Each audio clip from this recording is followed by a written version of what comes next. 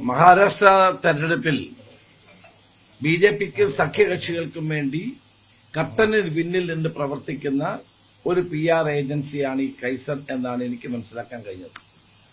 കഴിഞ്ഞ 3-4 മാസക്കാലമായി ബിജെപിയുടെ മഹായുതി എന്ന് പറയുന്ന സഖ്യത്തിന്റെ പല പാർട്ടികൾക്കും വേണ്ടി അവരുടെ പ്രവർത്തനങ്ങൾ നടന്നു വരുന്നുണ്ട്. അവ ബിജെപിയെ സഹായിക്കുന്ന ഒരു PR ഏജൻസി എന്ന നിലയിലാണ് കൈസനെ ഇപ്പോൾ മഹാരാഷ്ട്രയിലും ഉൾപ്പെടെയുള്ള സ്ഥലങ്ങളിൽ അറിയപ്പെടുന്നത്. അങ്ങനെയുള്ള ഒരു ഏജൻസി എങ്ങനെയാണ് കേരളത്തിന്റെ മുഖ്യമന്ത്രിയുടെ PR ഏജൻസിയായി മാറുന്നത് എന്നാണ് അറിയേണ്ടതായിട്ടുള്ളത്. അങ്ങനെ ഏജൻസിയെ ഡെപ്യൂട്ടി ചെയ്യേണ്ട എന്താവശ്യമാണ് ഉണ്ടായിട്ടുള്ളത്? എനിക്ക് മനസ്സിലാക്കാൻ കഴിഞ്ഞിടത്തോളം മഹാരാഷ്ട്ര തെരഞ്ഞെടുപ്പിൽ ബിജെപിയെ സഹായിക്കുന്ന ഒരു ഏജൻസിയുടെ സഹായം തേടി കേരളത്തിന്റെ മുഖ്യമന്ത്രി എന്തിനാണ് ഹിന്ദു പത്രത്തിന് ഒരു ഇന്റർവ്യൂ കൊടുത്തത്? ഈ ഏജൻസിയെ ആരാണ് അദ്ദേഹത്തിന് എത്തിച്ചു കൊടുത്തത്? ഇതെല്ലാം വളരെ ഗൗരവതരമായ സംശയങ്ങളായിട്ടാണ് ഉയർന്നു വരുന്നത്.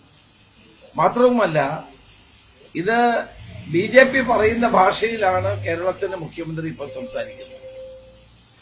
ബിജെപിയുടെ വാദങ്ങളാണ് മലപ്പുറത്തെ സംബന്ധിച്ച് അദ്ദേഹം ഉയർത്തുന്നത്. കുറെ കാലങ്ങളായി ബിജെപി മലപ്പുറം ജില്ലയെയും മലപ്പുറം ജില്ലയിലെ ജനങ്ങളെപ്പറ്റിയും ആരോപിക്കുന്ന കാര്യങ്ങളാണ് മുഖ്യമന്ത്രി തന്റെ പത്രസമ്മേളനത്തിലും അതിനുശേഷവും പറഞ്ഞിട്ടുള്ളത്. മുഖ്യമന്ത്രി കൊടുത്ത അഭിമുഖത്തിന് ശേഷം അദ്ദേഹം തന്റെ പത്രസമ്മേളനത്തിൽ പറഞ്ഞ കാര്യങ്ങൾ കൂടി എടുത്തുകൊള്ളാൻ പറയുമ്പോൾ അത് വായിച്ചാൽ തന്നെ നമുക്ക് മനസ്സിലാവും. കേരളത്തിൽ നടത്തിയ പത്രസമ്മേളനത്തിൽ അദ്ദേഹം ഇത് പറഞ്ഞിരുന്നു. അപ്പൊ വളരെ ബോധപൂർവമായി ഒരു ജില്ലയിലെ ജനങ്ങളെ മോശക്കാരാക്കുന്നതിനും ആ ജില്ലയെ ഇകഴ്ത്തി കാണിക്കുന്നതിനും വേണ്ടിയാണ് മുഖ്യമന്ത്രി ഈ പ്രസ്താവന നടത്തിയിട്ടുള്ളത്. അപ്പൊ അദ്ദേഹം അത് പിൻവലിച്ച് മാപ്പ് പറയുകയാണ് വേണ്ടത്. ആരാണ് ഈ ഏജൻസി അദ്ദേഹത്തിന് പരിചയപ്പെടുത്തുന്നത്? അങ്ങനെ ഒരു ഏജൻസിയുടെ സഹായം എന്തിനാണ്? അപ്പോൾ ഒരു ഏജൻസിയുടെ സഹായത്തോടുകൂടി മുഖ്യമന്ത്രിയുടെ മുഖം മിനുക്കാനുള്ള നടപടികൾ ആരംഭിച്ചിട്ടുണ്ട് എന്ന് ഞാൻ പ്രതിപക്ഷ നേതാവായിരുന്ന കാലഘട്ടത്തിൽ തന്നെ പറഞ്ഞ കാര്യങ്ങളാണ് ഇതെല്ലാം. മുഖ്യമന്ത്രിയുടെ ഓഫീസിലാണ് സ്വർണ്ണക്കള്ളക്കടത്ത് നടക്കുന്നത്, അതിന് സഹായിക്കുന്നതെന്ന് ഞാൻ പ്രതിപക്ഷ നേതാവായിരുന്നപ്പോൾ ഉന്നയിച്ച കാര്യങ്ങളൊക്കെ സത്യമാണെന്ന് വന്നുകൊണ്ടിരിക്കുകയല്ലേ ഇപ്പോൾ. അപ്പോൾ അന്ന് സ്വർണ്ണക്കള്ളക്കടത്തിനെ പറ്റി പറയാത്ത മുഖ്യമന്ത്രി ഇപ്പോൾ മലപ്പുറം ജില്ലയിലെ ജനങ്ങളാണ്, അല്ലെങ്കിൽ മലപ്പുറത്താണ് ഏറ്റവും കൂടുതൽ ഈ കുറ്റകൃത്യം, ദേശവിരുദ്ധ പ്രവർത്തനം നടക്കുന്നത് എന്ന് പറയുന്നതിന്റെ രാഷ്ട്രീയം ജനങ്ങൾക്ക് ബോധ്യപ്പെടുന്ന കാര്യമാണ്. അപ്പോൾ ഒരു ജില്ലയെയും ആ ജില്ലയിലെ ജനങ്ങളെയും പൊതുസമൂഹത്തിന്റെ മുമ്പിൽ മോശക്കാരായി ചിത്രീകരിക്കുന്നതിനു അത് സംഘപരിവാറിന്റെ വാക്കുകൾ കടമെടുക്കുകയും ചെയ്യുന്ന മുഖ്യമന്ത്രിയുടെ ഈ നിലപാട് ഒട്ടും ശരിയല്ല. അദ്ദേഹം ഇത് പരസ്യമായി മാപ്പ് പറഞ്ഞത് പിൻവലിക്കുകയാണ് വേണ്ടത്. ഒരു ഏജൻസിക്ക് കേരളത്തിൽ എത്രയോ ദിനപത്രങ്ങളും വാർത്താമാധ്യമങ്ങളുമുണ്ട്. ആർക്കെങ്കിലും മുഖ്യമന്ത്രി അടുത്ത കാലത്തെങ്ങാണ് ഒരു ഇന്റർവ്യൂ കൊടുത്തിട്ടുണ്ടോ?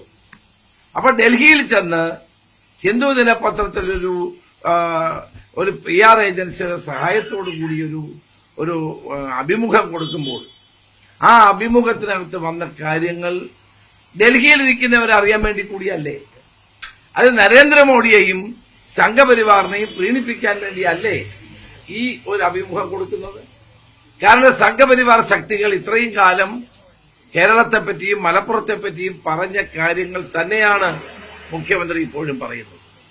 അപ്പോൾ PR ഏജൻസികൾ മുഖേന തന്റെ മുഖം മിനുക്കാനാണ് നോക്കിയത്. ഉടഞ്ഞ വിഗ്രഹമാണ് പിണറായി വിജയൻ. അതിന് ഇനി മിനുക്കിയിട്ട് കാര്യമില്ല എന്നുള്ള വസ്തുത ഇവർ മനസ്സിലാക്കണം.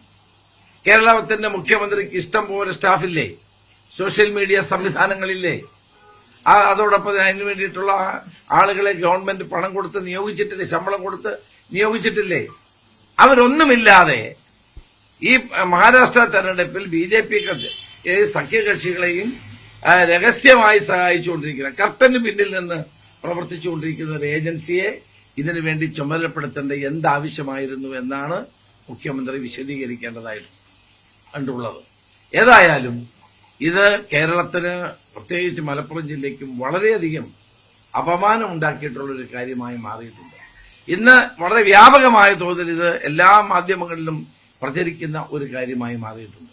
പക്ഷെ അതുകൊണ്ടാണ് ഞാൻ പറയുന്നത്, മുഖ്യമന്ത്രി ഈ പ്രസ്താവന പിൻവലിച്ച് അദ്ദേഹം നടപടികൾ സ്വീകരിക്കുകയാണ് വേണ്ടത്.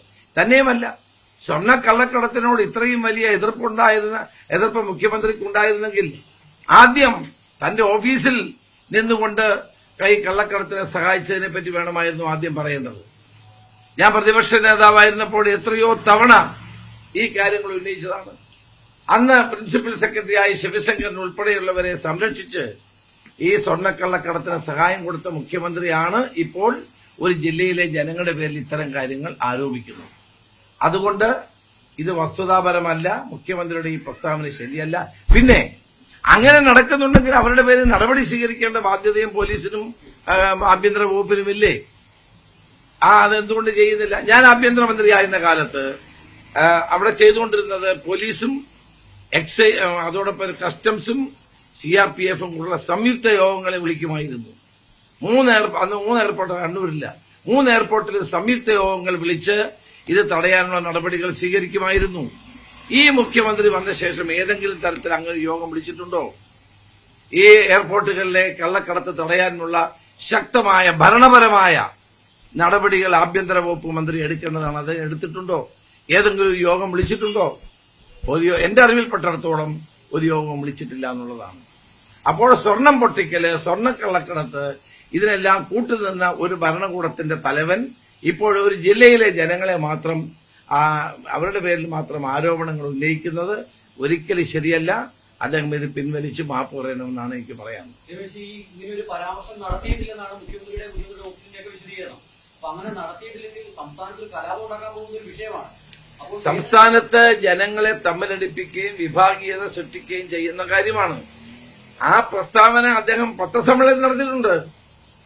നിങ്ങൾ തിരുവനന്തപുരത്ത് നടത്തിയ മുഖ്യമന്ത്രിയുടെ പത്രസമ്മേളനം എടുത്ത് നോക്കി, അന്ന് തന്നെ ആ പത്രസമ്മേളനം കണ്ടപ്പോൾ തന്നെ എനിക്ക് തോന്നി ഇത് അപകടമാണ്. നമ്മളെപ്പോലുള്ള ആളുകൾ അങ്ങനെ പറയാൻ പാടില്ലാത്തതുകൊണ്ടാണ് പറയാതിരുന്നത്. നമ്മളെപ്പോലുള്ള പൊതുപ്രവർത്തകന്മാർ പറയാൻ പാടില്ല, അതുകൊണ്ടാണ് അന്ന് പറയാതിരുന്നത്. അന്ന് അദ്ദേഹം ഇത് ആവർത്തിച്ചിട്ടുണ്ട്. കരിപ്പൂരിൽ നടന്ന ഈ സംഭവങ്ങളൊന്ന് മലപ്പുറവുമായി ബന്ധപ്പെടുത്തി അദ്ദേഹം പറഞ്ഞിട്ടുണ്ട്. അപ്പൊ അവിടെ മാത്രമാണോ കള്ളക്കടത്ത് നടക്കുന്നത്? കൊച്ചിയിൽ നടക്കുന്നില്ല, തിരുവനന്തപുരത്ത് നടക്കുന്നില്ല, വിമാനത്താവളങ്ങളിൽ അതാണ് ഞാൻ പറഞ്ഞത്. ഒരു ഭരണാധികാരി എന്ന നിലയിൽ അദ്ദേഹം ചെയ്യേണ്ടിരുന്ന കസ്റ്റംസും CRPFും പോലീസും തമ്മിലുള്ള ഞാൻ ആഭ്യന്തരമന്ത്രിയായിരുന്ന കാലത്ത് പീരിയോഡിക്കലായി യോഗങ്ങൾ വിളിച്ച് തടയാനുള്ള നടപടി സ്വീകരിക്കുമായിരുന്നു. അത് അദ്ദേഹം സ്വീകരിച്ചിട്ടില്ല എന്നാണ് എന്റെ അറിവ്. അങ്ങനെ ഭരണപരമായ നടപടികൾ സ്വീകരിച്ചുകൊണ്ട് സ്വർണ്ണക്കള്ളക്കടത്തും സ്വർണം പൊട്ടിക്കൽ ഉൾപ്പെടെയുള്ള ദേശവിരുദ്ധ പ്രവർത്തനങ്ങൾ തടയുന്നതിന് പകരം തന്റെ രാഷ്ട്രീയ താൽപര്യങ്ങൾക്ക് വേണ്ടി ആ സംഭവങ്ങളെ ഉപയോഗിച്ചത് തികച്ചും ദൌർഭാഗ്യകരമാണ്. അതൊരിക്കലും പാടില്ലാത്തൊരു കാര്യമായിരുന്നു. അതുകൊണ്ടാണ് ഞാൻ പറഞ്ഞത് അദ്ദേഹം അത് പിൻവലിച്ച് മാപ്പ് പറയണമെന്നുള്ളത്. മുഖ്യമന്ത്രിയുടെ ഭാഷ കുറെ കാലമായി ഇപ്പൊ സംഘപരിവാറിന്റെ ഭാഷയാണ്. അവർ പറയുന്ന കാര്യങ്ങളാണ് അദ്ദേഹം പറയുന്നത്. പാർലമെന്റ് തെരഞ്ഞെടുപ്പിന് ശേഷം മുഖ്യമന്ത്രിയുടെ ഭാഷ സംഘപരിവാറിന്റെ ഭാഷയായി മാറുന്നു. ന്യൂനപക്ഷങ്ങളെ തള്ളിപ്പറഞ്ഞുകൊണ്ട് ഇപ്പോൾ അദ്ദേഹം സംഘപരിവാർ ശക്തികളുടെ രീതിയിൽ സംസാരിക്കുന്നത് ജനങ്ങൾക്ക് ബോധ്യപ്പെടുന്ന കാര്യമാണ്. PR ഏജൻസി വെച്ചിട്ടുള്ള കാര്യം ഇതുവരെയായിട്ട് മുഖ്യമന്ത്രിയുടെ ഓഫീസോ മുഖ്യമന്ത്രിയോ മന്ത്രിമാരോ സമ്മതിച്ചിട്ടില്ല. PR ഏജൻസിയാണ് ഇത് കൊടുത്തതെന്ന് എല്ലാവർക്കും ബോധ്യപ്പെട്ടല്ലോ. ഇതിനു മുമ്പും PR ഏജൻസി ഉണ്ടായിരുന്നു. കോവിഡ് സമയത്ത് അദ്ദേഹത്തിന് PR ഏജൻസി ഉണ്ടായിരുന്നു. ആ PR ഏജൻസി എഴുതി കൊടുത്ത കാര്യമാണ് അദ്ദേഹം അന്ന് പ്രസംഗിച്ചുകൊണ്ടിരുന്നത്. അന്ന് ഞാനത് പറഞ്ഞപ്പോൾ എന്നെ മുഖ്യമന്ത്രി കളിയാക്കി. എല്ലാ കാലത്തും മുഖ്യമന്ത്രിയുടെ പ്രസംഗങ്ങൾ എഴുതി കൊടുക്കുകയും അദ്ദേഹത്തിന്റെ ഇരിപ്പ്, നോട്ടം, ചിരി, കുരങ്ങിന് ഭക്ഷണം കൊടുക്കുക, ഇതെല്ലാം അന്ന് PR ഏജൻസി തയ്യാറാക്കിയ പ്രസംഗങ്ങൾ തന്നെയായിരുന്നു. ഇപ്പോഴും അല്ലെങ്കിൽ എന്തിനാണ് നിങ്ങളൊക്കെ ഇവിടെ ഇല്ലേ? നിങ്ങൾക്കൊരു അഭിമുഖം തന്നുകൂടെ കേരളത്തിന്റെ മുഖ്യമന്ത്രിക്ക്? ഈ PR ഏജൻസിയെ കൊണ്ട് അഭിമുഖം നടത്തേണ്ട എന്താവശ്യമാണ് ഇവിടെ ഉള്ളത്? അത് ഡൽഹിയിൽ, അത് ഇംഗ്ലീഷ് പത്രത്തിൽ, അതിന്റെയൊക്കെ അർത്ഥം എല്ലാവർക്കും മനസ്സിലാവും.